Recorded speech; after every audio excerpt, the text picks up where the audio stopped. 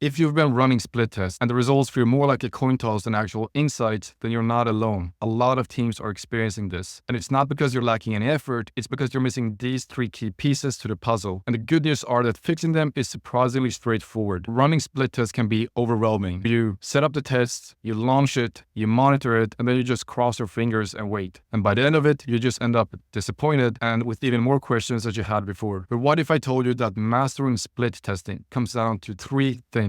And by the end of this video, you'll not only know what these three things are, but you and your team will have a lot more clarity on how to get the results you've been trying to get. Segment number one is a technical one. So knowing what kind of tools to use and also how the launch process should look like. There's a lot of teams that struggle with figuring out what kind of tool they should use for their split testing setup. And there's a lot of tools on the market. One that we've been using a lot is VVO. It's a more complex tool and it can be more towards the expensive side. Another platform that could be good if you're keeping your website on Webflow is Webflow Optimize. So Webflow recently released their own split testing feature on their platform. But if you're an e-commerce platform and you want to run split testing on Shopify, instant A/B testing is a really great tool that we've been using for e-commerce clients. And it's quite easy to set up and it's very user-friendly. It does not require days and weeks to get to know it and learn how to use it. And then we have Mida. So Mida is one of the more recent tools that we've been using and had a lot of success with. It's not overly complex. It's a lot easier to spin up split tests using Mida. We like their pricing model and it's quite straightforward to use. And they also have really good features to collaborating with clients, which we also appreciate a lot. So these are just a couple of options that you and your team can have a look at. Moving over to the setup, the first thing that you have to figure out with your team is the planning. So you have to know how much traffic are we bringing to the website and how much can we actually afford to test. Each CRO campaign needs to have at least a 30-day roadmap. You want to know what you're going to test week 1 to 4. This will give you enough time to prepare the tests. If there's different landing pages that you're testing, you want to have enough time to set up those landing pages and prepare everything so you don't have to scramble just the day before you're launching the new test. So you have to have a test roadmap that's crystal clear and everyone is on board with. The next thing that is a huge mistake if you're running CRO campaigns is not having your own test database. So the easy mistake to do is rely on the split testing tool that you're using to store all of your test history. What we like to do is create our own database in Notion where we store all of the data from what we've tested. This makes us a lot less reliant on the platform that we're using for the split tests.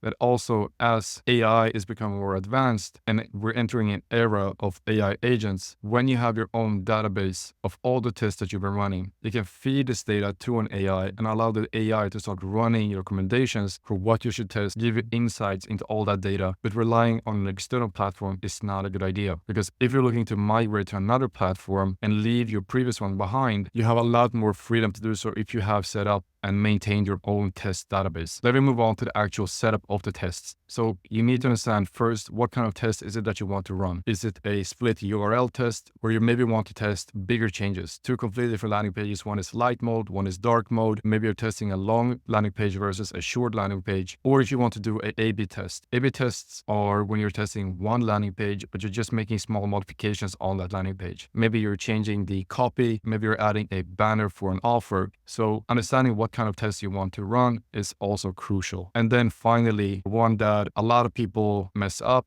and we've done it too in our early stages, is what kind of goal you want to track. So the goal is the thing that you're going to track when you test. That's going to be the benchmark for how one of the variants are performing. So a simple one is tracking clicks on a button. So we want to see how many click on the call to action and see which one performs better on that metric. But if you're a SaaS, you may want to test how many people actually sign up. And you don't want to count a conversion until someone have, for example, sign up for a free account or a paid account. If you're an e-commerce brand, you don't want to track clicks on a cart. You want to track how many actually go ahead and purchase a product. So there's many different things you can track as a goal. And depending on what kind of test you're running, of course, every test have the different types of goals they want to track, but always make sure that everyone is aligned that the goal that you're tracking means this thing. Just so no one gets confused about, well, we're getting a lot of clicks, but the revenue is the same. So what's going on? It's probably because you're tracking clicks on an insignificant button and you're not tracking actual purchases. So moving over to the launch, every test needs to be reviewed, especially if you're running a high velocity environment where you're running a lot of tests and you can afford that because you have a lot of traffic. But even for smaller setups where you're running a lot fewer tests, it's easy easy to have errors or issues on the variants that you're setting up. You might have missed a comma on a pricing module, or you have a spelling error,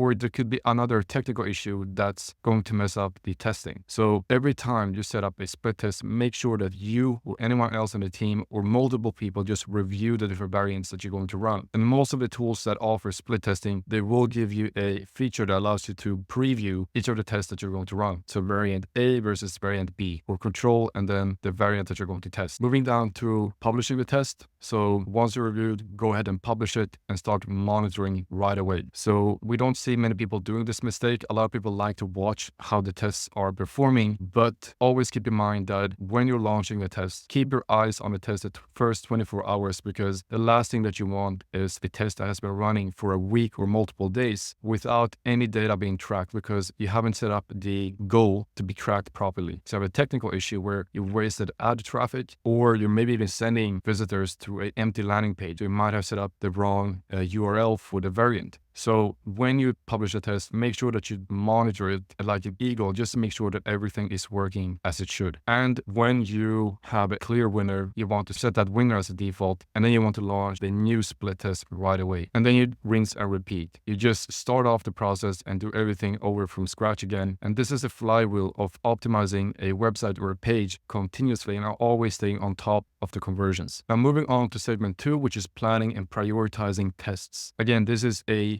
big miss that a lot of teams are making, especially teams that have a big budget and they're spending a lot on ads and pushing traffic to either the website or offshoot landing pages. And it's the issue of not planning the tests properly and prioritizing the type of tests they want to run. And I will go into what I mean with this. So you have to have traffic rules internally where you understand how much traffic are we pushing to this landing page that we want to test. And the very basic high overview rules is that if you have many visitors, you want to do smaller changes, versus if you have few visitors, you want to do bigger changes. The reason for this is if you have a lot of visitors and are running a lot of traffic, then you can afford to run multiple tests. And what this affords you is to run smaller changes and smaller tests. So rather than testing two completely different landing pages, you can test variations of the same landing page and just iterate incrementally to improve the conversions. The reason why you cannot do that when you have fewer visitors is because, well, you cannot run as many tests because you don't have enough data or enough visitors to validate the different tests and get the results that you're looking for. And when you're running fewer visitors, it might be a good thing to test bigger changes. Now, bigger changes can be risky and it gives you a harder time to understand what is the variable that led to the results, because there's so many things that play into the outcome. But what we've seen is that when you have fewer visitors, doing bigger changes could be a high risk, high reward activity. So this is a traffic rule. You and your team need to figure out how much traffic do we have and how much can we afford to test on a weekly basis or a monthly basis. You don't want to test multiple things when you have very few visitors because you have so little data. And even if it looks like one of the variants is winning, that could just be a temporary thing. It can be a seasonal thing. It can be the day of the week. Right? You always want to let the test run for at least a week, because weekends can change the outcomes, the working days can change the outcomes. And even if variant 1 is outperforming the control version, that doesn't mean that's going to stay the case when you've collected 100 more conversions. And that's the luxury that you have when you have many visitors. You can have a lot more structured testing and you test multiple things and smaller changes. And testing smaller changes gives you a lot more clarity around what's actually causing the result. If I'm changing the headline and that's the primary test, then I know that the headline is the thing that's causing the difference in the results. Moving over to if and then setup.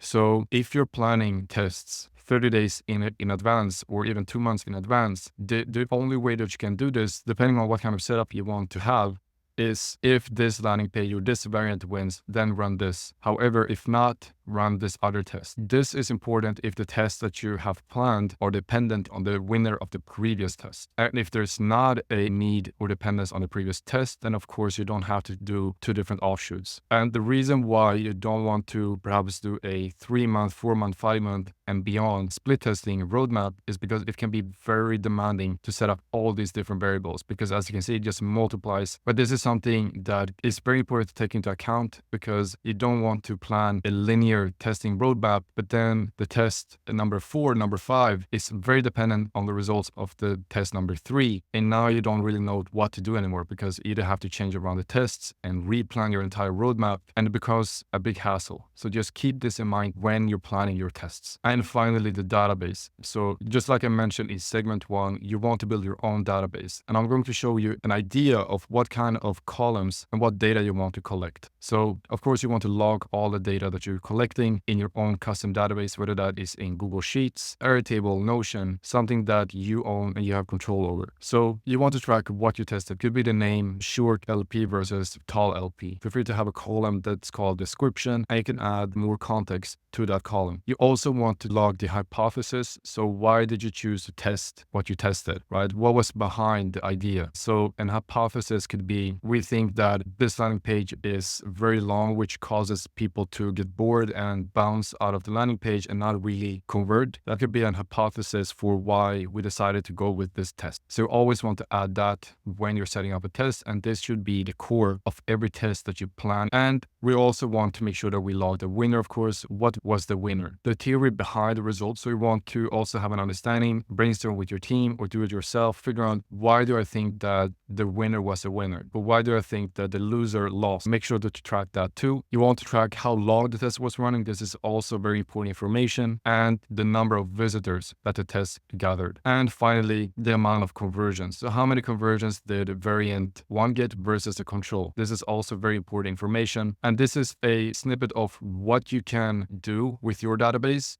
But of course, this is customizable by you. This is just an idea to get you started. Segment number 3 is analyzing and interpreting the results. Now, this can be something that is figured out over time as you gain experience, but there's also systemized ways of doing this. So personalization is something that we do with our clients, is that we're able to personalize landing pages or personalize variants in our split tests for that specific person that's visiting. One example is that if we're split testing visitors from a newsletter, when they land on the landing page, they get a custom message that speaks to them about something that was related to the newsletter. So we show them a personal message. This is just an example, but if we're testing this or running this personalized test, the data is not really clear cut as in, okay, the newsletter, the landing page performed better than the default one, so let's set this one as the default. You have to have the context behind this to know that, okay, so they came through the newsletter. So that's of course why they're going to convert more, because they have personalized context from the source they came through. So same thing if you're running a meta ad and the landing page is converting really well, or one of the variants that you're running is converting really well, it might be because it's connected to the message that's inside of the ad creative. So always make sure that you have the full picture and the full context before you make decisions. And when you're looking at the results of a split test, you need to understand the entire journey from the click of the ad or the source. Having that full picture will get you to understand, okay, this is a reason for why they converted. And without that context, there's a huge gap in your understanding of the test that you've been running. And a couple of insights that you can take into account is identifying key trends. So what's the trends that's happening on social media or in how ad creatives look? You also want to understand what people are getting more used to when they see a landing page. If your landing page is very outdated in the style or messaging, that could be a key part for why you're getting the results that you're getting. Understanding statistical significance. This goes back to what we looked at, the type of goal that you want to set. So if you're getting great clicks in the front end on the website, so a lot of people are signing up or downloading the app or placing products in the cart, and you're getting excited about the results that this thing is converting really well. But when you actually look at the back end and the revenue, you're not performing really well when it comes to that, because your test is getting people to click a less significant button or a less significant goal is being actioned. And that could be misleading. So you need to understand the statistical significance of the goal that you're running and the test that you're running, and understand, well, even if it's getting more clicks, is it really the better option here? And you want to be drawing actionable conclusions. So when you run a split test and you have data, you want to make sure that you have a good approach or a good system to draw actionable conclusions. If you tested a long landing page versus a shorter version, and you can see see that the shorter version is converting better? Well, you want to understand that, okay, we might want to make the shorter one default if it truly is performing a lot better. Then you want to understand what is the test that we're going to run after this. So what is the actionable conclusion? Well, the actionable conclusion is that people are more inclined to taking action where there's less clutter on a page. That could be one of the conclusions of why the short landing page won. And you also want to have an actual follow-up after that. So what kind of test do we want to run on this short LP to further optimize the conversions of it? And the final one is biases. So this is very normal, and we've also fallen victims for this ourselves in the early days. And it's the fact that you might have a theory or a hypothesis and you have a test that you think will generate certain results that you're aiming for. But as the test is running and you're collecting good data, you start seeing that that's not really the case. And you start tampering with the data to make it fit your narrative. And this is a very human and natural thing, but something that you should have in place as a system internally is that you and your team look at the raw data. But that's a really important thing that you have to cultivate in your team, to just get egos out of the door and just focus on getting the raw data. And the raw results will show exactly if the theory was right or not. So I'll also be providing you with a couple of things that you can start testing if you're new to conversion rate optimization. So I will do a quick fire if you just take notes. So headlines and messaging, visuals and images, page layout where we have short versus long version of a landing page, pricing model, and personalized content. And another bonus that I try to recommend to any CRO team is that try to have a component library built for the website. Because the last thing that you want to do is redesign or rebuild components and landing pages from scratch every single time. And especially if you're in a high velocity environment doing 4+ tests a month, it's really unsustainable to just build everything from scratch every time. And this is something that we do for a client. So if this is something that you're struggling with, reach out and we can have a talk and see if we can help you with this. And if you want to know what tools and what setup we're running for ourselves and our clients, just drop a comment down below. I'll be happy to answer and help you out. And also subscribe if you like this type of content, because we're just starting out to post more content about conversion rate optimization and helping brands scale faster by making the most out of their ads. Remember that split testing is not about perfection. Do not get hooked up on the pixel perfection and making everything on brand. So just embrace the process, start testing, and start collecting that data.